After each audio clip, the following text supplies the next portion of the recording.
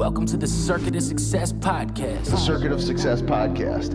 With your host, Brett Gilliland. Brett Gilliland, Visionary Wealth Advisory. The Circuit of Success Podcast. Let's start the show. Welcome to the Circuit of Success. I am your host, Brett Gilliland. Today, I've got some studs with me today. Look at this. I've got Austin Frazier. I've got Byron Gettis. You can hopefully see the trophy down here. We're getting used to doing this at Althoff. We just had Skip and Chris Bunting in here, and soccer champs. Now you guys are the football state champs. How we feeling, Coach? Hey, yeah, pretty excited, pretty happy. You know, I don't know if we'll come down from this high before Christmas, but we're going to enjoy it while we can. Yeah. Well, you got to come down sometime soon, because don't you have another big thing coming up in the next? Yeah. What's that? No, we're just riding that high right into a wedding at the end of the month, and he's not far after me, actually. Not far. Yeah, so we'll be starting up next year. It'll be the first week of a summer practice. Right. Well, you're getting married. Yeah, getting married. Right. June 6th. Wow. June 6th. Yeah. So yeah, we got a lot of big things still coming. That's awesome. Well, before we dive into the season and what made it unbelievable, and not just the season, right, the program, but we don't just wake up and become a state champ. And so if you can, Austin, we'll start with you. Give us a little lay of the land. What's helped make you the man that you are today? As a coach, I think, I was lucky enough to have really good mentors, even, at a young age. Coming up, I played all sports. I was a football, baseball, basketball guy. And, my dad had a huge influence, right? It's just about everybody's first coach, I think. Yeah. And, my stepfather, getting the competitiveness side from my dad, I still think, that's a huge part of who I am. And then, like, the passion for sport and for, specifically Althoff, I think I get a lot of that from my stepfather. So, those guys played huge roles. Rusty Lish was one of my coaches growing up.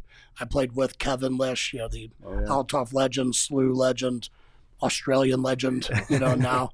So he had a big impact on me at a young age, just, the tenacity that you're supposed to play with, and regardless of what sport it is. And, then my Althoff days, I had really good coaches. Brent Haar was a big mentor of mine. Coach Schott, obviously 43 years legend, 3 state titles. Being able to do this for him was pretty special. And then Brett Isaacs is another guy that coached at Althoff for 20 years, baseball guy. Wow. Still have a really good relationship with him. Dave Causey, the head baseball coach at O'Fallon now, is a mentor of mine growing up. So, I've just been really fortunate to have great people around me, kind of my whole life, growing up. And, I'm really appreciative of all of them, to be able to, kind of focus on and value the things that I value, because it wouldn't happen without them. Yeah, that's amazing. Byron, what about you? Similar. My foundation was laid with my mom and my dad. My mom taught me sports pretty much. My dad showed me the hard work, but my uncles, I had an uncle play, almost make it to the NFL, actually made it with the Cincinnati Bengals. But just growing up, having coaches, had some great coaches. Coach Suggs, probably he's the late Coach Suggs is my godfather. He instilled a lot of toughness in me. Coach Edner was my baseball coach.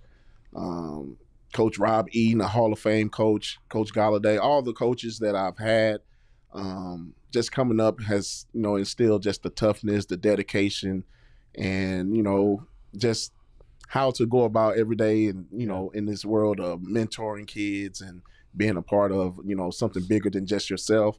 And as I played college ball, having Coach Kill and that staff at Southern Illinois Carbondale, I mean, you have 4 or 5 head coaches that's coaching now in a college level that were on one staff and just learning.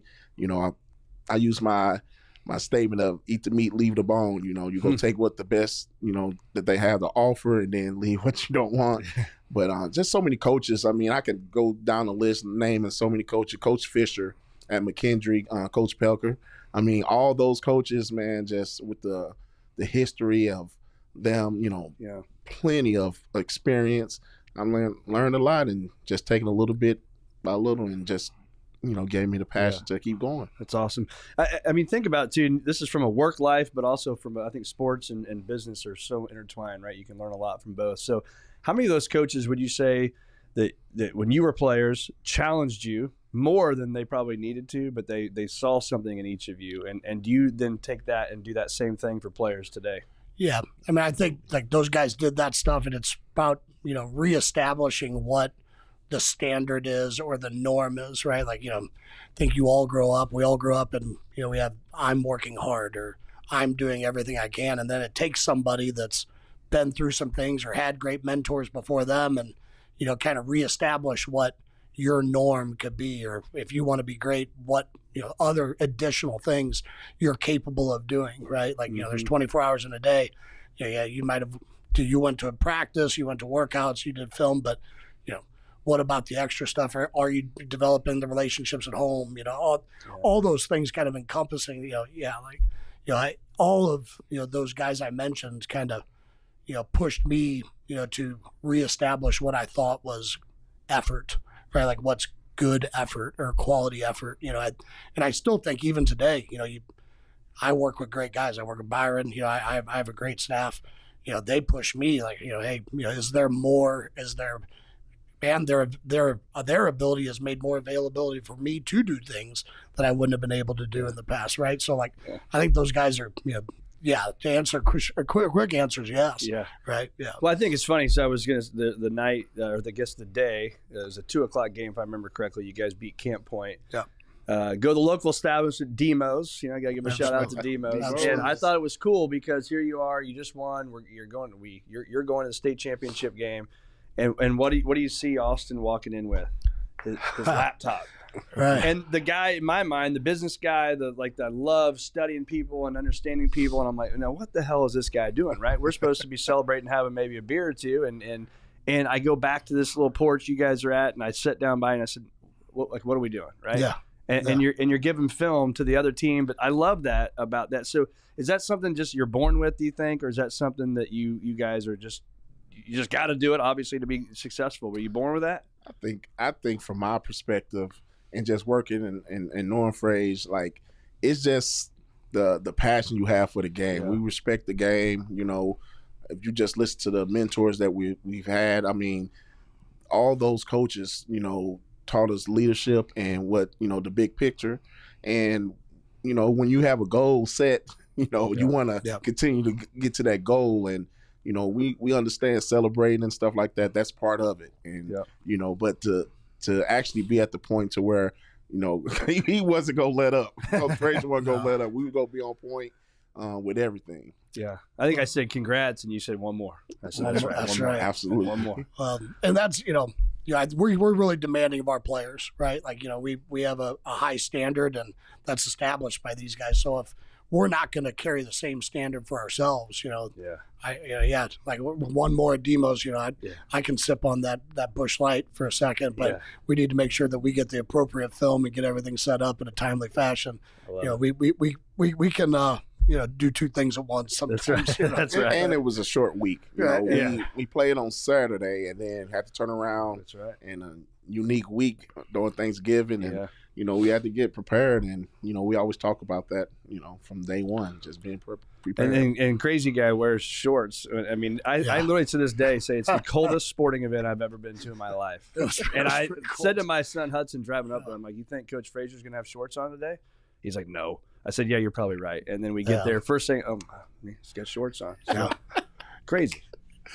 Yeah, that's funny. Just because I know he was cold. Not gonna admit it. He's not gonna admit it, but he was cold. The first half was a little chilly when the snow started billowing down. Yeah. But that goes back.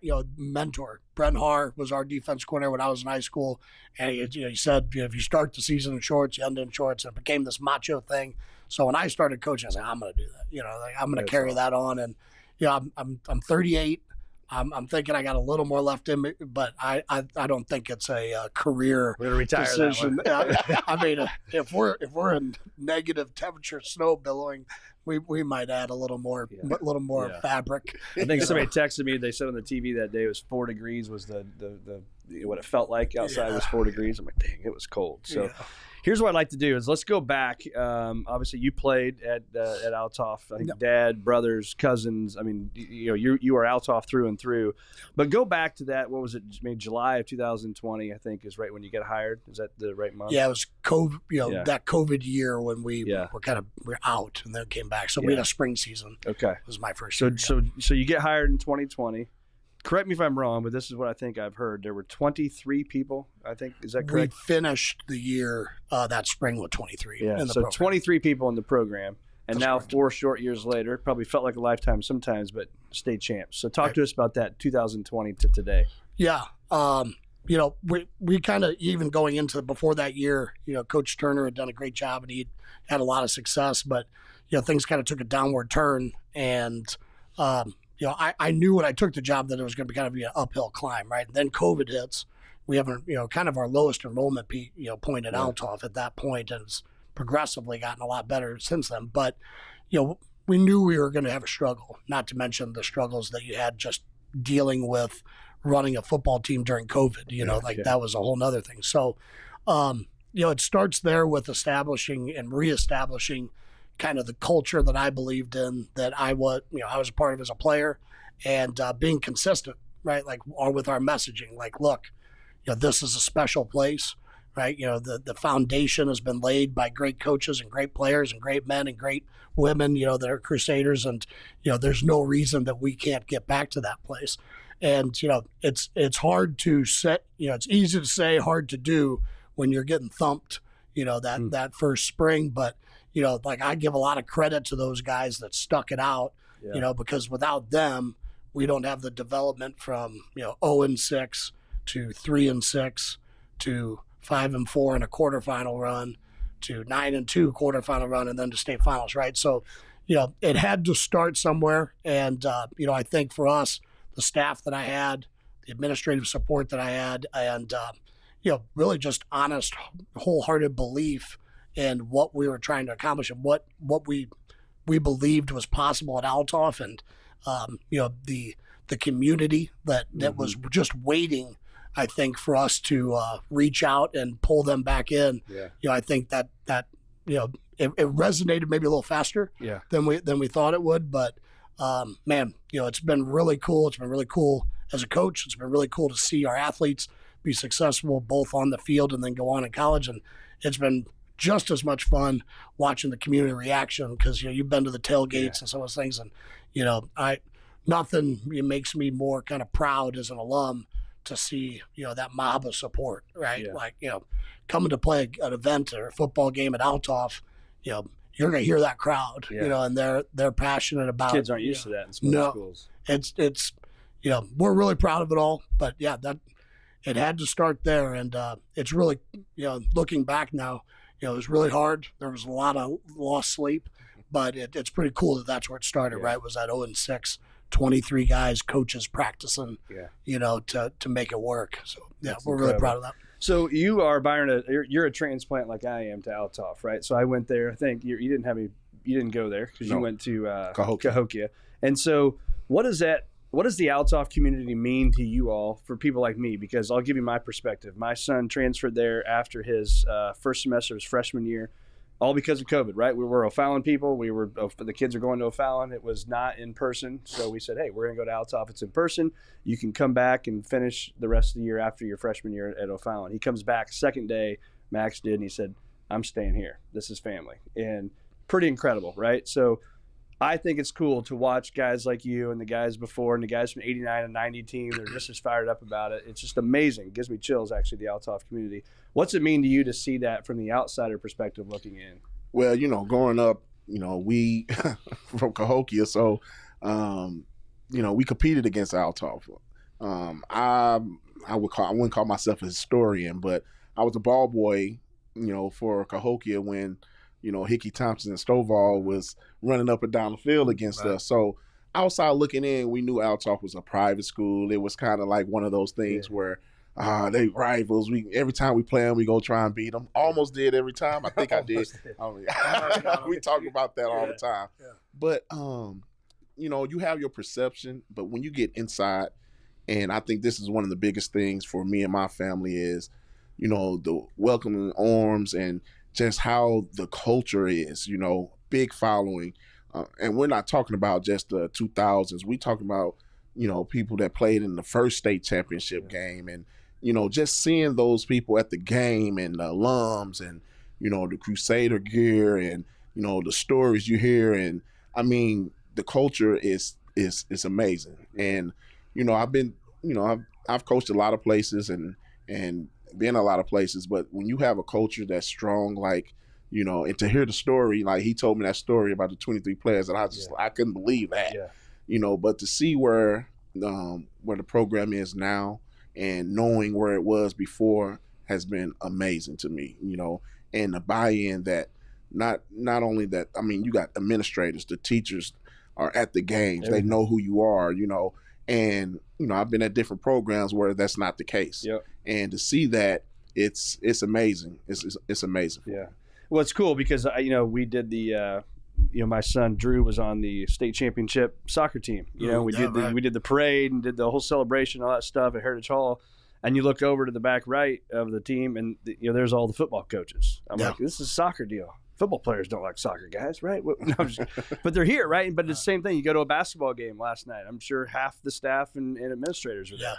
Yeah. No, we Althoff is a unique place. I talk about football, the relationship between the football and the soccer guys all the time. Skip is our principal, and he does a great job, both as administrator as a coach. But I bet there's not another place in the state where the football team and the soccer team practice on the same field at the same time, together in the same space, right? And we have no issues whatsoever, right? And we're as much supportive of them as they're supportive of us, and over the years, you always hear that there's always animosity between soccer and football programs, and it's like, that just doesn't happen here. Like we're about celebrating the success of everybody here, and luckily we're at Althoff and we've been able to do a whole bunch of that lately, right? That's right. And that positivity, I think, flows through the school, Absolutely. right? Like, success breeds success, Yes, right? it does. Don't think that we weren't paying attention to that, that run that the girls team made in the spring, and the boy, they faced adversity. I was talking to the coaches throughout the process. So was all of our guys, and our kids were talking to each other, right? So that's what makes it all the more special when we do this thing, right? Because it's not just our team. It is the school. It is the community. It is the city. Yeah. And, I think when you look at it that way, like that's when, you get the goosebumps and you get the chills because it's a lot bigger than just like one little group. It's a school. It's a family, right? Like you said before. Incredible. Let's talk about the motto, stack your brick. Yeah. Where'd that come from? Yeah. So, that has a long story. We got time. Well, again, Coach Gettis was brick by brick over at O'Fallon before I got him, so we had that kind of in common. But so that actually starts at a long time ago at Modern Day High School. Okay.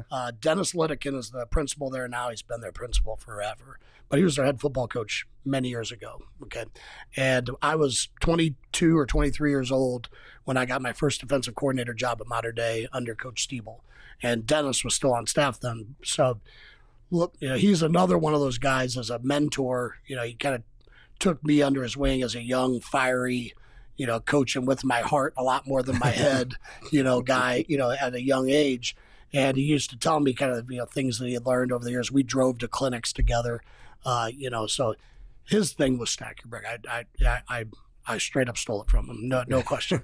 And, they used to do a similar thing where they would stack bricks after each win, and he had different tiers and a little bit more uniformity to it. But, for me, it's he had a similar deal where he was trying to, build a culture and, each player each year is building something toward, and for me, it's an homage to my old head coach saying, like, Coach Schott built the foundation, right? Like, that thing's solid. It's not going anywhere. For us, it's about building something bigger and greater and adding on to it, right? So, it's a metaphor for that process. And it's also allowed, our brick award ceremony that we do at the tailgate with the kids each week. It allows us to individually acknowledge the kids in front of not just their players, not just the parents, but the community at large. Yeah. Right? I think that's important. I think that's a community builder for us. It's something that the kids, I hope, down the road will talk about. It's like, hey, remember when, against Camp Point, we gave, all the scout team, right, that was cool. got bricks because they should be celebrated for what they did, right? Like, I hope it's my head coach's hope, and, that 5, 10, 15, 20 years now when they're having that beer at Demo's after an Althoff win, they talk about that story. That would be pretty cool, at least on my end. Yeah. I think it's also amazing the memories that people have. I always joke with the guys I know that are playing the 89, 90, the football ones, and they'll go back to like grade school stories. Man, these Queen of Peace, Blessed Sacrament, for those of you guys watching, incredible storytellers, and they remember everything. So I don't know how you guys do it, but it's pretty awesome. So I'm going to ask you this question, Byron, is what was the constant message that you heard this year? Because obviously you go into the season, there's pretty high hopes, right? You got a great ball team, you got some great individual players, but a great team as a whole. So what was the constant message this year to keep your eye on the ball? I think family was probably the main thing. It could have been, I would say, family and competing. I think that was one of the things that, going in, that knowing that we are family, but we're going to go out here and compete. I mean, the summer practices was high intense, and, Coach Frazier challenged us. We challenged them, the defense, offense. The guys bought into first being a family and understand that, we have a bar, we go keep it at that bar and let's compete. Yeah. And I think it's, when you approach it as a family, and it's going to be some people that have to sacrifice. It's going to be other people that step up. It's going to be one game, it may be your game. And we have great leaders that understood the concept of competing and understanding the family. And I think that's probably, something that stuck out to me, that we constantly, talked about, and just, we had a goal, and we knew the only way we're going to get to reach this goal if we go out there and compete, but we got to compete as a family. Yeah. Anything you want to add to that? Yeah. I think, for us, we tried to kind of individualize the week, right? Because, we're dealing with high school kids, right? Like for them to remember things beyond a 10-minute window or 5 can be difficult, right? So we try to centralize each different week. So, the word of the week or code might have been detail and discipline, right? Like that was kind of at the end when we were playing these, double tight, double wing, offensively structured groups. Some other times it was just specifically like family, like, okay, compete, right? Yeah. But I think like for us, it was being able to individualize the week and try to, garner, our focus towards what we may have been not doing well at a particular time, right? Yeah. And, the bigger thing that we do with that is, we have a prayer service prior to every game on Friday mornings, normally if we had a Friday game. So the kids are gathering, each coach takes a week and, delivers that specific message for the week, right? So, I think that's another way that just engagement-wise and high school kids being high school kids, right? Like trying to give them a short, quick, delivered, specifically message that can focus them for a week, a day, whatever.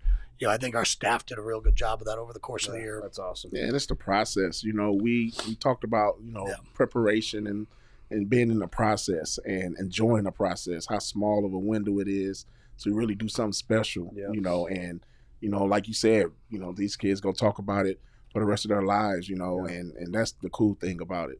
That's awesome. But you can get carried away, right, and think about that end result. But you got to go step by step, because you slip once. One of the biggest things for us all year, right, was like, how do we get better tomorrow? Yeah. Like that was a thing from day one in the summer, because we all knew what the expectations were for this year. We had the same. Yeah. Right. But I think that was part of our flaw the year prior. Yeah. Right. It's like we might have overlooked or kept looking towards we're going to go to that state title game. But, if you're not getting better from Monday to Tuesday, Friday's not going to matter much, right? Yeah. So, like, trying to – and, it's hard for anybody, right? But for a high school kid to how am I going to get better in individual period for that, 12 minutes that day? Like, but bringing that back to that ground, grounding them with that thought, I think that was all the difference for our team, and it's a big kudos to the leaders. Yeah, that we're able to focus, because hey, we can deliver the message, but they gotta actually do the action, right? Yeah, so gotta deliver. Talk about adversity. So it's some would say there's not a lot of adversity when you're undefeated for the year, but there is. So kind of tell us, the fan listening to this right now, where was maybe the biggest piece of adversity you guys went through during the season that maybe was the turning point to where you thought, okay, obviously we're not going to think, okay, this is over, we got this thing won. But was there a turning point where there was a lot of adversity? Yeah, I guess if you look at the games, Tolona Unity was obviously the most stressful of the two. I mean, I don't want to speak for Caneland. Caneland was too. You had more fun in Tolona. I did not. I had more fun in Caneland. Right? Coach Gettis runs the offensive staff for us. Yeah. So yeah, they were lighting it up. It's like it would have been nice if you didn't score so quick, maybe. Yeah, exactly. So there was a lot of adversity in that game, and you know what? We had some moments even with players that we lost our composure a little bit, and that was week 4, right? Mm-hmm. So, I think that was a big opportunity. The fact that we were able to overcome some of those flaws, right? Whether it was schematic or execution end, right? Which, it ultimately fell on my end, okay? Or it was, but with that said, being able to overcome them in the end and win, I think paid huge dividends later in the year when if we were in any type of adversity or a close game, even if it was early, at times, we had been there. Yeah. Right. We had been there as a group. And you wanted the buzzer. Right. Yeah. Right. Yeah. 2-point conversion. Yeah. 2-point conversion. But you can't win at the buzzer. So, and then the Caneland one, right, where, Dier's out, right, reigning player of the year, ends up 2-time player of the year, is out of the game. Right. And we're up against a really good 6A opponent from north of Chicago. Right. There's a lot of, that was supposed to be maybe, with them and East, maybe with a couple of Tolona, one of the best teams on their schedule, right? Correct. And for us to come out of that, without Dier too, I think, again, kind of solidified everything that we've been selling culturally, right? And so those are probably the two big, if we're talking about adversity in games, those are the two big ones. Yeah. And I think that was your biggest win of the year, personally, as a non-football guy. Which one? When Dier was out, the Caneland game. Yeah. I mean, I think you get your guy out, right, who was just a beast all year long, and now he's out. I think that tells the rest of the team, hey, we can do this. Oh yeah, absolutely. The Caneland game was probably one of the biggest steps because Stevie Brown, that was his career day. Yeah. And you talking about 2 sophomores that had to step up, and you used to having a player back there that can make things happen, and but Stevie and all the rest of the offensive guys, they gelled together and said, we're gonna do this. And I think seeing that happen and watching it happen, you can see that then the team was like, okay, we got this, and it helped Dier too, because he was over there coaching, but it helped him too because he at the beginning of the year he said, man, I'm just excited because it feel like I don't have to do everything because we have some talent. And that's the cool thing to see that. And I would say more so for adversity is the outside noise. Being able to keep the outside noise out, and a lot of times with good teams and teams that have goals of reaching, state champion type, level, you always have outside noise. Whether that's coming from social media or newspapers or whatever. Right? The kids on, social media, and you got other kids talking about all this and that, and that could destroy adults, and that could destroy a team faster than anything, but just this group, the staff and everybody, I mean, it was an awesome way to see how we, just kept gelling together and kept the outside noise out. Talk about what I would call I'm saying this, you guys did not say this, so if it makes these kids mad, I apologize. But what I would call the big 3, right? You got Dier, you got Jason, you got Charleston. We can add a bunch of other players, stud players, right? But these are the 3 biggest ones going to the biggest schools. You got Boston College, you got Mizzou, you got Oregon. Coast to coast. Coast to coast. I didn't think about that. That's pretty cool. So when you think about that, what can you learn from a leadership standpoint, again, that I can take back to an investment firm, that you can take to a coaching team? That how do we keep those guys on the same page to where one guy's not like, I'm the man, screw the rest of you? Yeah, I think it comes down to kind of work ethic, right? Because our 3 best, most talented players, right? As seniors, our 3 most talented seniors, leadership council guys, they were the hardest workers. So when the most talented is the hardest worker in the room, it kind of sets the culture for the entirety of the program, right? It's a lot easier for me to get on, the developing sophomore, right? Because of, he's jogging to tackling period, right? Or whatever. When, the first one into the drill is the Mizzou bound or the Boston College bound or the Oregon bound, right?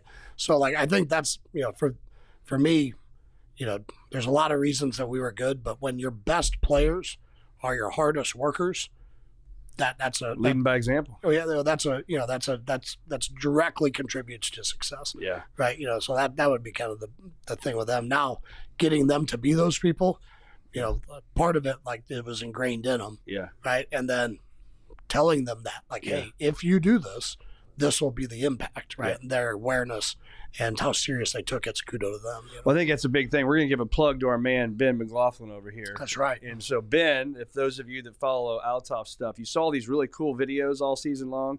Those were done by him. So we had Ben come up today and do this video stuff with us. So we're excited to have him. But one of the things that he told me today that I thought was cool, I said, what did you learn? Or some question we were talking about. And he said what he thought was cool, like just take Dier, for example, at practice. He said all summer long, you would practice and you weren't running to try to score a touchdown. It was like, hey, you're trying to get to this spot. This thing's open. Get through it. The drill's done. He said what he learned was Dier would continue running to the end zone, do his thing, right, like he always does when he crosses, and then run back. Yep. You don't have to do that. No. Right? Those are the little things that matter, right? Yeah, and that's the thing I talk about with all, you want to even say the big three, but all the guys is, after practice, we didn't make them run. Like Coach Gibson, DB coach, shout out Greg. Yeah. He didn't ask if he just said, hey, we gonna stay up, we go condition. Like anybody want to stay, and those guys would stay and run. And it was cool to see that. And I tell people all the time, man, you guys get to see the product on Friday and Saturday, but the Monday through Thursday practice, these guys are getting after it. And Dier is, they talk about him on Friday and Saturday, but to see him practice is what was so impressive for me. To see Char go out there and go both ways. I would say he's the most competitive out of all because he's on offense and defense. Yeah, so it's true. But to see Jason and all those guys collectively like just get after it and, practice hard and go through the details and stuff like that, it was amazing for me. And I got to think as a coaching staff, it helps. I always loved watching Jason on defense. He would get in those guys, man. He would be yelling. I mean, he was very, he was getting after him, which I thought was awesome. So that's a great leadership point. Yeah, no, I mean, there's no tuning him down or anything. Yeah, no, he's an emotional kid, right? Like, and not in a negative way, right? But like that's somebody who like leaves their heart on the field at all times, and it's a part of his personality. But when you're 6'4", 295, it even looks bigger when it's on the field, right? It does. I mean, I would not want to be messing with that dude. I told Byron after the he broke 3 of my pairs of sunglasses throughout the year coming off the field.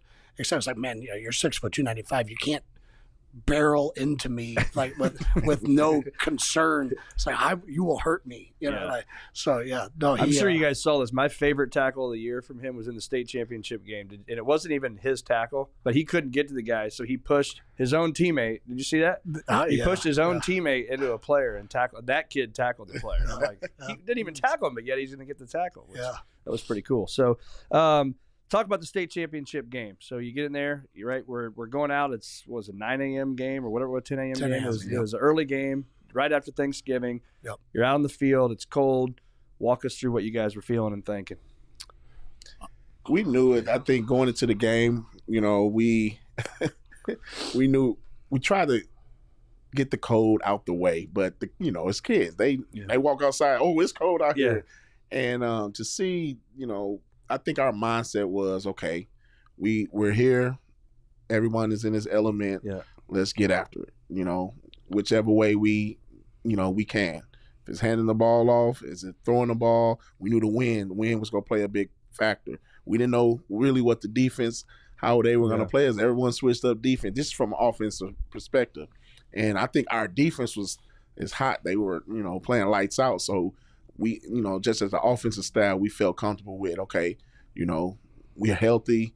They're going to have trouble, defending all of our guys. And, we had a good old line. So I think our mindset was, let's get rid of this element. We're in the state championship game. I don't care how cold it is, how hot it is, whatever. They're playing the same elements. Let's get after it. Yeah. No, I think, at least preparation, like walking into it, I felt pretty good at least like we were ready to go. There wasn't, nobody's complaining about being cold. Like we're here, we're focused on kind of a single thing here that we need to get done.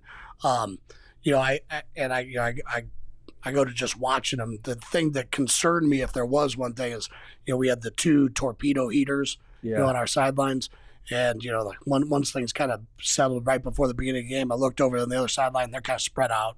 Some of them don't have sleeves on, and I look at our sidelines and man, we are 2 pods on those torpedoes. It was the whole time. Like the whole time.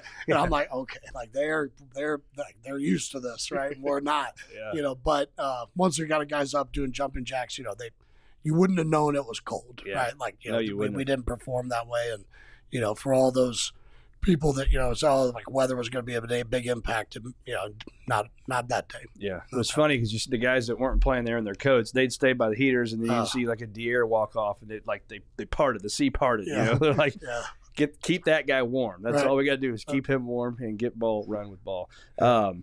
Talk about the I don't know where we'll go with this, but a little birdie told me about this, that there was a moment for you. So at the game that was the number 42 was on the board. Yeah.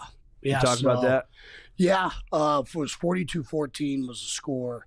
My brother, Tim, he died. He tragically passed away in a car accident at age 16 while he was at Althoff. So that score came up, and that was actually Coach Powers got on the headset. And he was like, hey, I think we can do something like, to make this the end score, right, if you want to. Yeah. And so, a big reason why, I loved coaching is, you get to make these impacts, but, like I talk, these guys are like family to me, and every coach says that stuff. But like specifically for me, there's not a day that goes by, and I've said it, before, that, they don't do so.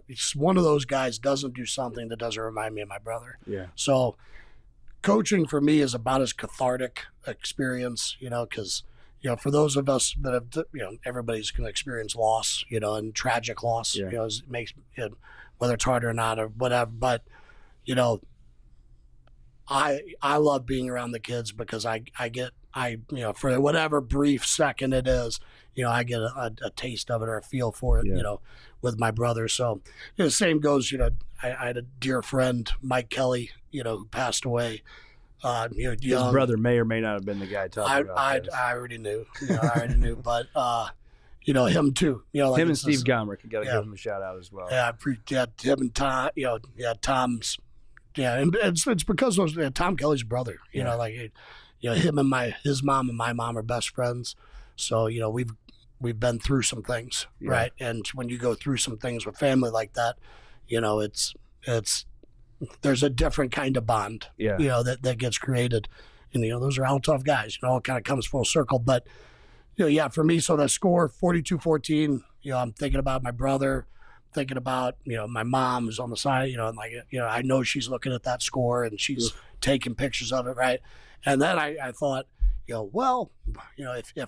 Tim were sitting here and I would ask him what he would do, he's like, punch another one in. So it was a short-lived thought, and I was like, no, let's go get it. Let's go get it. Yeah. So,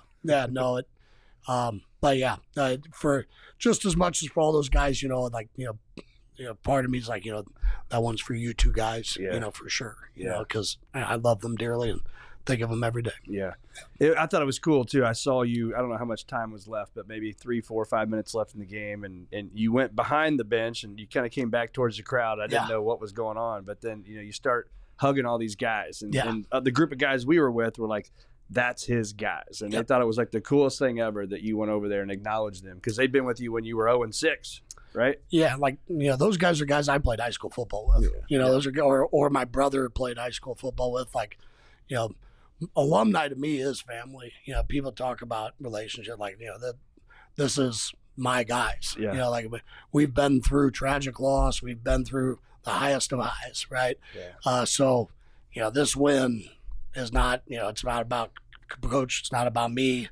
It's about us. It's about them. It's about our family, and when we say family, it's the community at large. And, they felt it just as much as we did. And, I wanted to make sure, I got a shot to, tell them I loved them. And, then my mom stuck down there and then, Man, tears show right. up. Oh yeah, yeah. I mean, can see. Watching it. one of you, I don't know your brothers, but one of the brothers he was pacing the entire game, and Eric, something would happen. He'd That's be going like definitely this Eric. in the crowd, man. That's And it was Eric. so finally I'm like, who is Yeah, that it was dude? definitely Eric. Yeah. Eric, Jake, Luke, my three brothers. Eric and Jake do a lot with the tailgate. Mike Guion is, Doc Guion. He works, not for, Shane Dillon. There's a lot of guys, but those guys, I think there's 6,000 cheeseburgers cooked. Man, there's it's incredible. so many things that they do involved at the program at a larger scale. They're the lifeblood, right, of everything that we do. We do a lot of that other work, but their job's just as important, and their support is felt immensely throughout the program. And they're locked in too. Like the questions they ask is detailed questions, and it's pretty cool. And that's the stuff that I talk about when you talk about the culture. And, just seeing that's what's so amazing for me. So here's my one of my last questions is, and I wrote it this way because I knew this is how you would be saying this. This is about the kids. This was about the Althoff community. This was about whatever. Yep. So I wrote, Coach Frazier, I know you will talk about what it means for the kids, the school, the community, but what does it mean for you, the kid that grew up in the Althoff program? What does it mean for you personally? And then I want to know what it means for you as well. Yeah. So, when I was a player, I was lucky enough or fortunate enough to start for 3 years. We made it to the semifinals once and lost in the second round and the first round.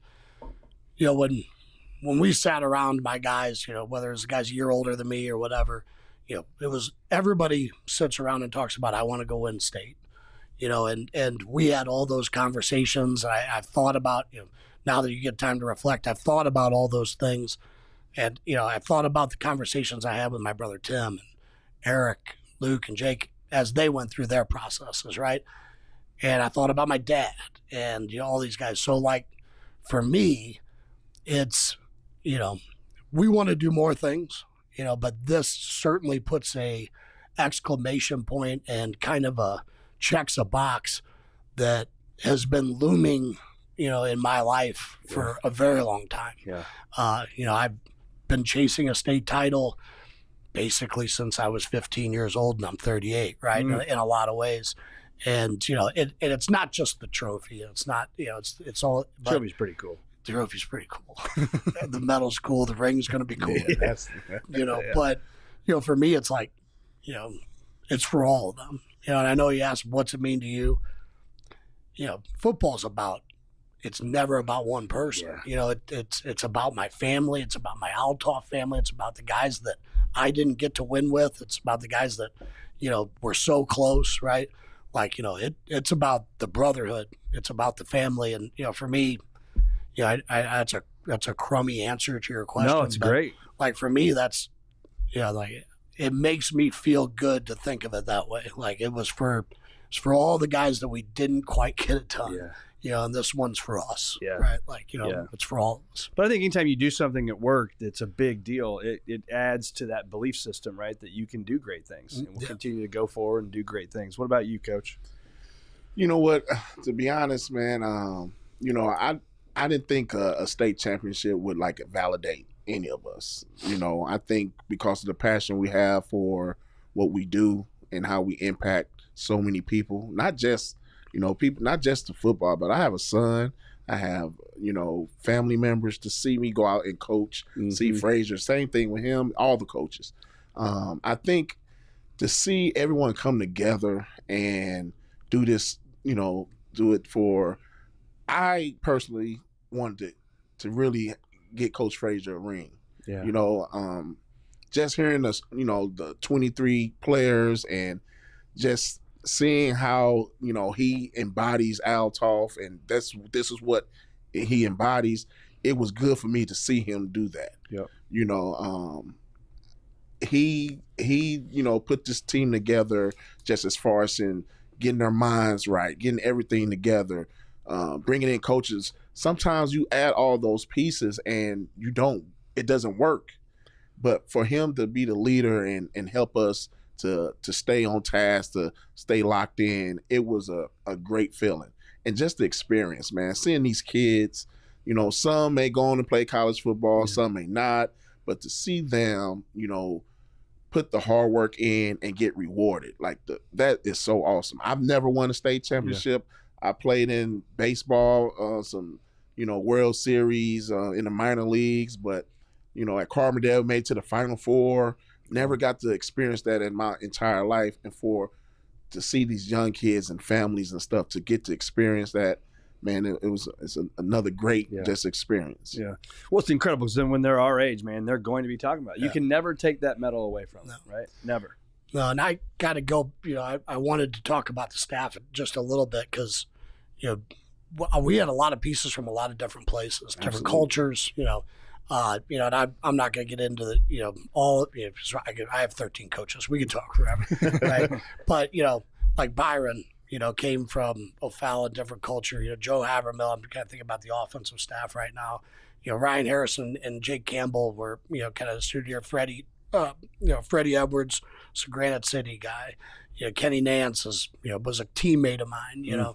I mean, but like all these guys, and defensive staff, Willie, Tripp, Coach Powers, Coach Gibby, and anybody else, all of the crew, Win, and all the guys. I'm thinking Adam. I've